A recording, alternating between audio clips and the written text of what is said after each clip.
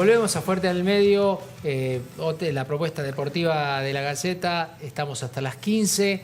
Y bueno, ahora con el invitado acá en el piso, Luis Lobo Medina, es tucumano, árbitro internacional desde este año y una figura que divide aguas en el fútbol argentino. Su nombre aparece con frecuencia en los partidos calientes y también en algunos informes, pero mientras algunos los cuestionan, otros lo señalan como el árbitro con mayor proyección del fútbol tucumano. Así que le damos la bienvenida. Luis Lobo Medina, ¿cómo estás? Bienvenido. ¿Qué tal? ¿Todo bien? Muchas gracias. Todo muy bien. Gracias por la invitación. Bueno, Luis, ¿cómo describirías este presente tuyo de haber llegado, ido cumpliendo las etapas, llegar a primera y bueno, que finalmente se te haya dado la chance de ser árbitro internacional? La verdad que muy contento. Al igual que mi familia, es un logro, un sueño cumplido haber llegado a ser FIFA. Bueno, uno, como dijiste vos, fue quemando etapas. Yo dirigí todas las categorías del fútbol argentino, empezando por acá Tucumán.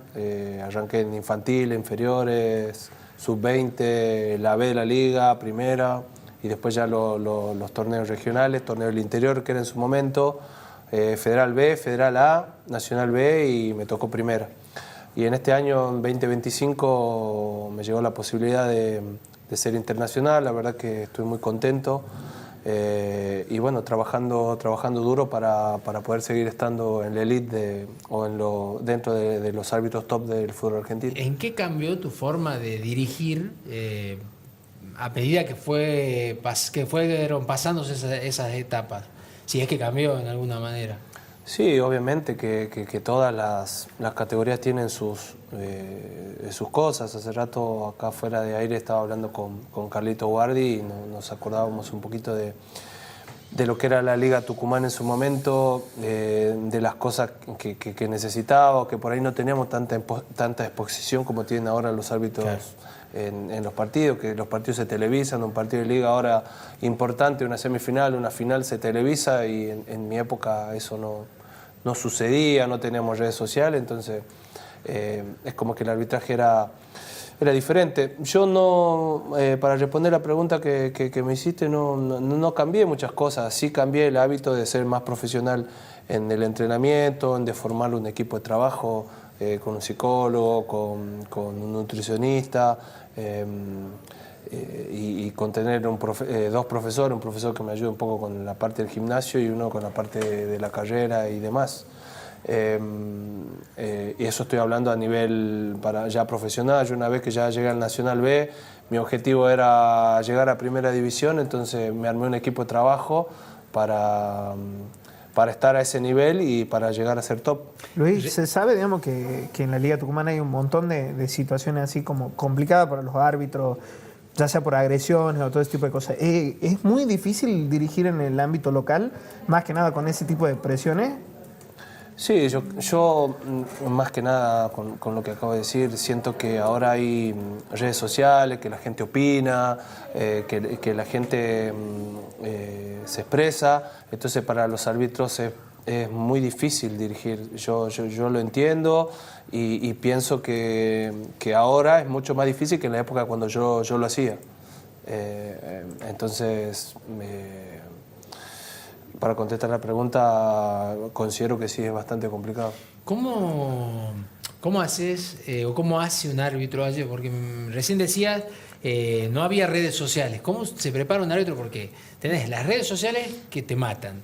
Entras a la cancha y sos el único protagonista que está en el campo de juego que no tiene nadie a favor. O sea, te insultan las dos hinchadas. ¿Cómo se hace para abstraerse de todo eso a la hora de dirigir un partido y que, bueno, obviamente poder hacer bien las cosas? Porque cuando está bajo presión, por ahí comienzan los errores, digamos.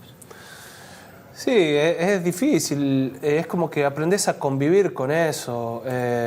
Capaz que vos por ahí lo dijiste ahí en la presentación, dijiste que soy un árbitro muy criticado y bueno, uno convive. Es raro cuando por ahí alguien dice, oh, qué buena decisión tomó. Claro. Ahí se hace complicado, y estoy viendo ahí en la pantalla una decisión muy difícil que tuve este año en Tigre con Independiente Rivadavia, o muy discutida porque algunos estaban a favor, otros en contra, Y como vos decís, ¿cómo haces para eso? ¿No? Yo hablo primero con mi equipo de trabajo, hago mi análisis y después también yo tengo un asesor de partido, un asesor en cancha y un asesor televisivo. Entonces con ellos me hacen la valoración de qué es lo que ellos vieron y no tanto van al error o al acierto, sino a qué podríamos haber hecho para tomar la mejor decisión. ¿Se entiende? En ese caso, qué es lo que yo observé, cómo la vi, por qué tomé esa decisión y después también qué es lo que el VAR dijo, cuáles fueron las consideraciones que se utilizaron para tomar la decisión. Luis, la decisión de ir al VAR empieza por un llamado de tus colegas arbitrales o por una situación de que se acercan los jugadores y te dicen revisar la jugada porque hay algo que no está bien. No, todo se revisa, todo se chequea. Por ejemplo, pasa una situación de penal, no penal. Entonces yo como árbitro principal de cancha digo, ahí en ese caso yo dije, delantero jugó balón, observo, no penal. Entonces el VAR empieza a chequear con sus ángulos, velocidades y en base a que ellos encuentran un error claro y obvio y manifiesto, te convocan a un off review y eso es lo que dicen que los jugadores te dicen, sí, viene, luego te dice andar a revisarla, a chequearla. Eso no tiene valor porque todo se chequea. ¿Se entiende? Toda situación se chequea. O se confirma o se convoca por los cuatro motivos que puede ingresar el VAR. ¿Se entiende? Hoy es un alivio el VAR, Luis, el hecho de que antes la decisión podía quedar ahí y hoy por ahí capaz que te equivocás y vas al VAR y decís, uy, no, sí, es otra cosa y cambias la decisión. ¿Es un alivio dirigir con esa herramienta? Para mí es una herramienta más. Nosotros antes jugábamos con un intercomunicador, que vos decís, te comunicas con los asistentes, y ahora tenemos una herramienta más que nos permite tener una posibilidad más de verla. ¿Se entiende? El VAR es una ayuda, no es que el VAR decide por el árbitro. Siempre la decisión final la tiene el árbitro. El árbitro cuando hace el gesto, el televisor, comunica su decisión final. Pero el VAR te convoca para darte una oportunidad más para observar una situación con ángulo, velocidades y vos después de mirar, de ver, de chequear, decís, bueno, mantengo mi decisión o voy a cambiar de decisión por la situación que te muestra el VAR. En esas situaciones, por ejemplo, en una charla de amigos una vez, viendo un partido, uno decía que cuando lo llaman del VAR al árbitro hay chances de que cambie la decisión. ¿El VAR o los árbitros que están en el VAR sugieren algo o no? ¿O solamente muestran y el que tiene que decidir es el árbitro de campo? Por eso, ellos te convocan. Una vez que yo llego al televisor, ahí como mostraban en la imagen, yo le digo, estoy listo. Entonces ellos te muestran, te voy a mostrar el punto de contacto. Un ejemplo ahí, él me dice, te voy a mostrar el punto de contacto. Ok, bueno, a ver, dame la velocidad normal, porque a veces velocidad normal se ve una cosa y a veces en velocidad lenta o en cámara lenta, por ejemplo, cuando muestran un punto de contacto, y vos decís, mirá ese planchazo, es roja, cárcel, pero a veces los impactos son como un desliz o un slice, pega y pasa, entonces la decisión cambia, ¿se entiende? El VAR es un ayudante más del árbitro, siempre la decisión final la tiene el árbitro. Bien. La puede mantener o no, la puede cambiar. En muchos casos compañeros míos han mantenido su decisión.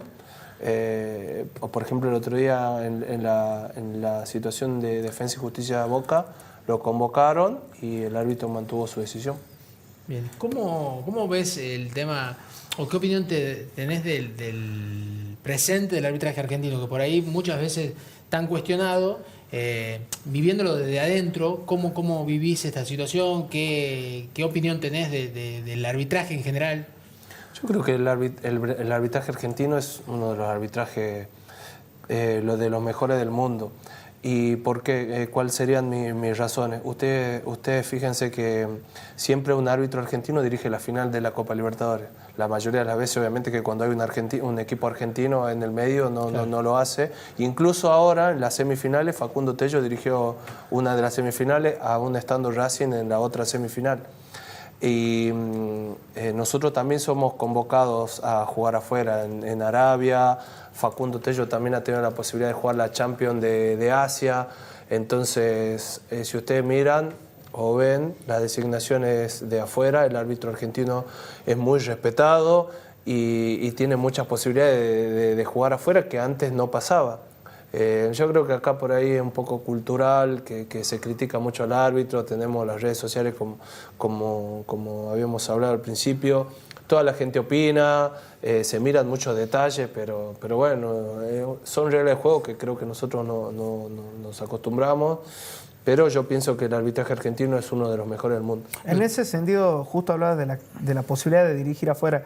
¿Cómo fue la experiencia en Arabia? Porque justo fuiste cuarto árbitro hace poquito. Sí. ¿Cómo se vive el fútbol allá? ¿Es muy diferente a lo que es acá en Argentina?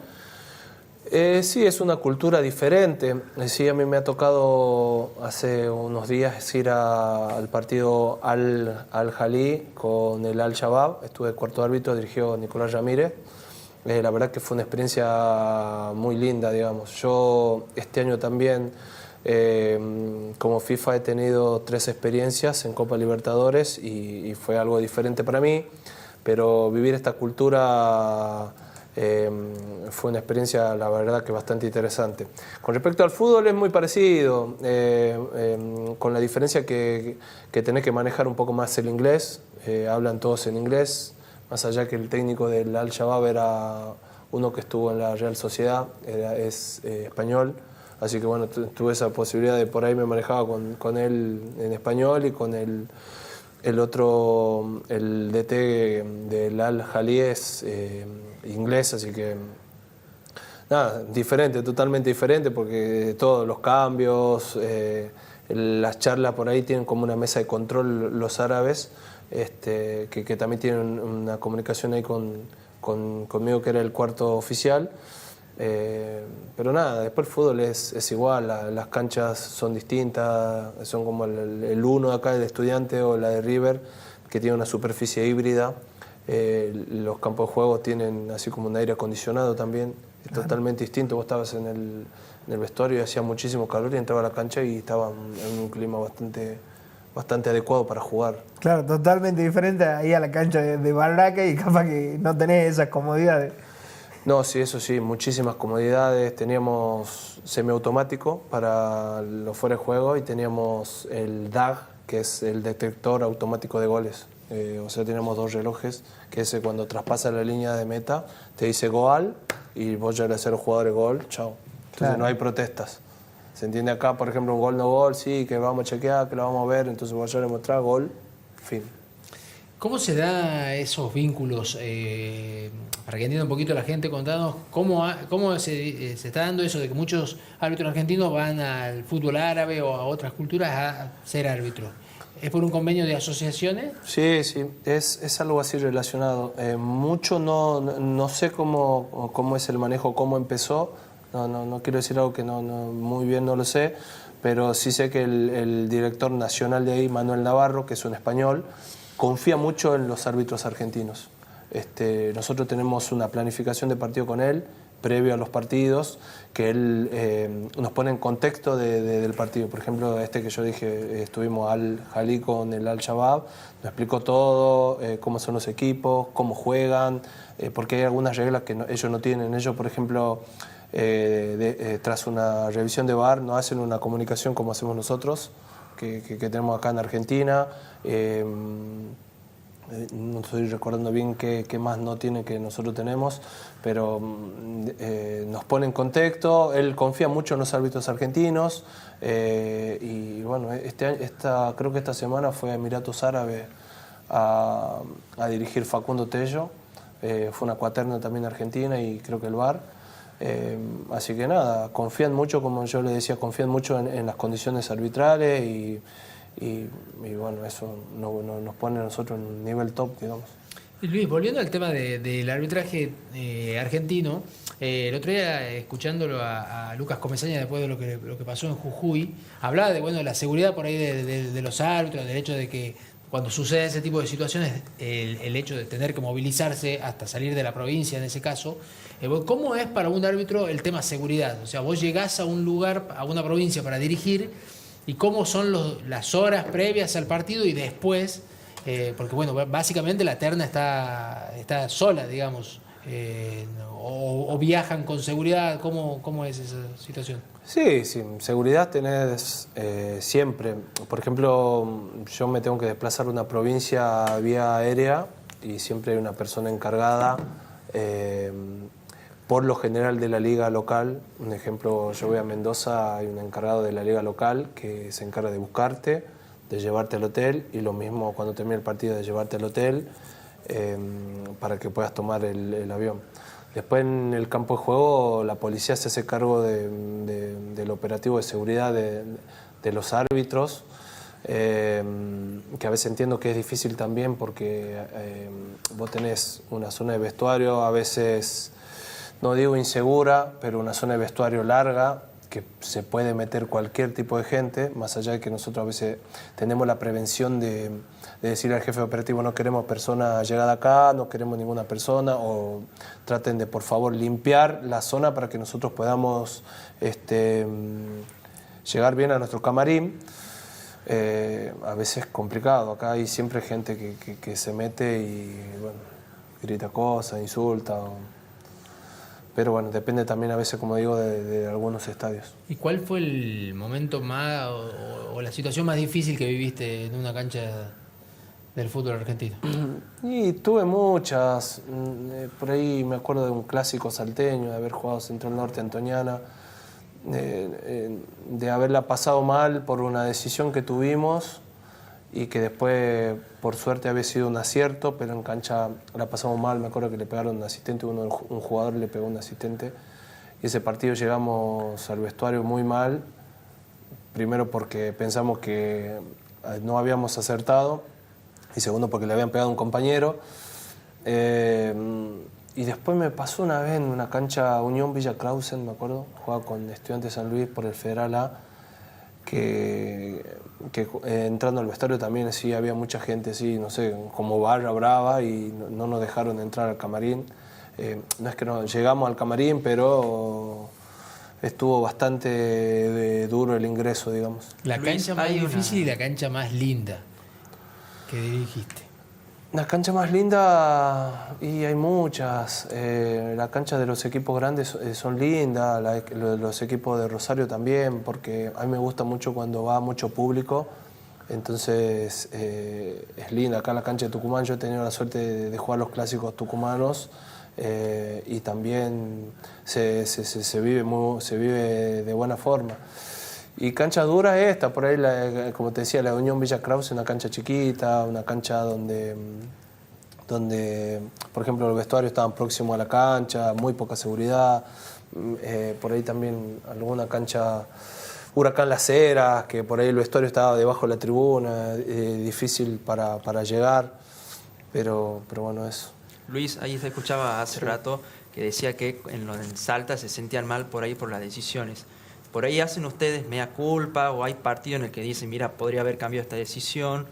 ¿O después de lo que da el desenlace del partido? Sin duda, el árbitro se equivoca y se va a seguir equivocando. O sea, después tenemos las herramientas para tratar de disminuir ese error, pero siempre va a haber errores, es la realidad, digamos. Me quedo por ahí con unas palabras que creo que la dijo Colina, que los errores del árbitro son parte del juego. Obviamente que tenemos que tratar de que no pase.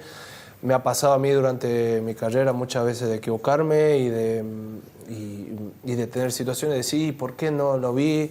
De no poder dormir, de decir, ¿por qué no hice esto o podría haber hecho aquello? Es difícil, ¿no? A veces ¿no? Es difícil cuando uno se equivoca y hacer esa autocrítica, pero yo soy muy autocrítico en mi carrera, siempre lo fui, y nada, sabes que después del otro día tenés que levantarte, volver a entrenar y el fin de semana tener la revancha para tratar de hacer las cosas bien. Y en ese sentido, ¿cómo se hace para no perder la confianza, por así decirlo, después de un error? O sea, ¿cómo se trabaja esa parte para decir, bueno, hay que seguir justamente? Hay veces que te equivocas en un primer tiempo, pero yo, por ejemplo, hablo de mi caso, de que yo aprendí. Yo tuve un instructor en mi época de aspirante a árbitro, que él decía que no por cometer un error, después hay que compensarlo y llevar la balanza así, le doy una para acá, una para allá, no. Si yo cometí un error, lo tengo que mantener y después tengo que seguir dirigiendo bien, ¿se entiende? A ver, a mí me pasa siempre de agarrar el teléfono en el entretiempo y ahí siempre hay alguien que mi papá me ve todos los partidos. ¿No es peor eso? De agarrar el Sí, teléfono. para algunos sí, para mí no, yo ya estoy acostumbrado. Yo, por ejemplo, somos la cuaterna, le digo, muchachos, ¿cómo estamos? ¿Estamos bien? Sí, pum, agarro mi teléfono y siempre quiero saber cómo estoy, qué voy, qué es lo que dicen. Mi papá ve todos los partidos, mi papá no fue árbitro, pero bueno, se lleva mucho de los comentarios y dice, no, vas bien o vas mal, pero yo entiendo que él se lleva mucho de lo que dicen los comentaristas. O por ahí no me dice nada porque, no sé, me debe de estar matando y no me da ninguna referencia de nada y yo ya por ahí lo entiendo. Pero no, para mí no me cambia nada porque en segundo tiempo trato de salir de la misma forma o hablando con mis compañeros qué es lo que podemos ajustar para continuar. ¿Cómo tomás, o si escuchás las críticas, cómo las percibís vos? Por ejemplo, hay el caso de Caruso Lombardi que está siempre pegándole. ¿Qué pensás de eso y cómo tomás cuando te critican a vos? ¿Vos entrás en eso o tratás de abstraerte para no caer, digamos, en más errores o en nerviosismo? No, yo no, primero que nada no lo miro, yo no me siento a mirar las personas que me critican. Sí lo sé porque mis amigos o algunos familiares por ahí me mandan las cosas que hice, pero no, nosotros, yo y mi familia tratamos de no darle importancia a esas cosas porque hay mucha gente que se expresa o dice cosas por decirla o no sé por qué la dice. Yo respeto a todo el mundo. Y no trato de abstraerme de eso. ¿Y eso tratás de tratarlo en terapia como para Sí, que no influyan después en alguna decisión o no cambien tu foco? Sí, yo lo hablo con mi psicólogo y él me dice que esto va a pasar siempre. Mi psicólogo siempre me dice, Gaby siempre me dice, no, eso va a pasar, no lo vas a poder cambiar, lamentablemente lo tuyo es la exposición y lo tenés que... Entonces trato de no darle tanta importancia, porque si no te puede llegar a hacer mal. ¿Hablan entre colegas de esta situación de cómo se vive el fútbol argentino, de que en cada cancha tienen que salir escoltados por policía, de que por ahí la pasión va un poco más allá y se puede transformar en violencia? Sí, nosotros, yo creo que por ahí ese es el mejor psicólogo, hablar con los compañeros, que ellos saben cómo lo vivís, cómo lo sentís, qué es lo que pensás. A mí, en mi caso particular, hay veces que hay canchas que he salido, no sé, por dar un ejemplo, muy insultado, pero yo salía bastante bien, digamos, yo estuve acá acostumbrado a dirigir acá en Tucumán. En muchas canchas se vivía difícil, jugar clásico. Yo jugué el clásico de Aguilares con las dos hinchadas. Me acuerdo un día de haber salido, que entraron muchos chiquitos y tiraban piedra y no sé por qué no me pegaron. Entonces, viste, y a veces que vos en algún partido de primera salía un poco insultado y te decían, ¿cómo está? La verdad que yo me siento bien, no pasa nada. O poner, hay veces que algunos te dicen, ¿cómo llevas que te putean?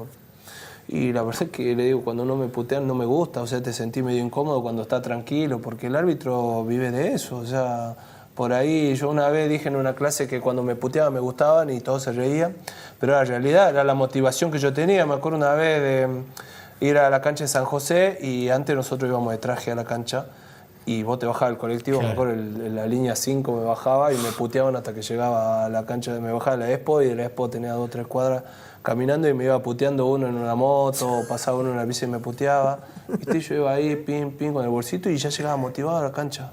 ¿Se entiende? Una cosa que yo por ahí la cuento y algunos se ríen, pero es lo que me pasaba. ¿Cuándo decidiste ser árbitro? Se me despertó la vocación en el secundario, yo tenía 15 años. Nosotros hicimos un torneo para el viaje egresado, que nos íbamos a Carlos Paz. Y yo iba a la banda, al Instituto Santo Cristo en Banda de Rosarí, y teníamos una canchita de fútbol 5 y todo el cuarto año y quinto año, yo estaba en cuarto, hacíamos un torneo de fútbol para recaudar fondos e invitábamos a todos los colegios que están cercanos. Entonces se armó un torneo lindo y que se hacía una buena recaudación para poder viajar. Entonces, cuando nosotros armamos eso, yo tenía una compañera que me decía que había un árbitro que iba a dirigir todos los partidos que dirigía en la Liga Tucumán. Se llama Aldo Córdoba, que llegó a dirigir en primera acá en Tucumán. Ah, bueno, buenísimo. Entonces yo lo empecé a mirar, loco, cómo dirigía de civil, sin camiseta, sin nada, y miraba cómo lo respetaban. Y me empezó a llamar la atención la situación. Entonces cuando él terminaba de dirigir, hablamos, me hice amigo y un día me dice, mira, yo juego en le tocaba jugar porque él jugaba para un equipo. ¿Te animás a dirigir vos? Y le dije que sí. ¿Y cómo terminó la situación? Ese partido terminó en quilombo, terminaban a las piñas, todo contra todo, pero conmigo no era. Entonces yo dije ahí en ese momento que iba a ser árbitro, se me despertó la vocación ahí. Dije, yo quiero ser árbitro. Y me dice, no, pero sos muy chico, tenés que cumplir 18 años para poder ser árbitro. Entonces cuando llegué a esa edad, yo empecé a estudiar educación física en FACDEF. Sí. Y tenía una cátedra que era Fútbol 1. Entonces cuando arrancó el curso de árbitro, el profe dijo que podíamos inscribirnos para saber un poco más el reglamento, que si queríamos podíamos seguir. Y bueno, fuimos con 25 compañeros, me acuerdo, y yo fui el único que quedó. Perfecto. ¿Y cuál es el sueño, para terminar, Luis, cuál es tu sueño de aquí en adelante en el arbitraje?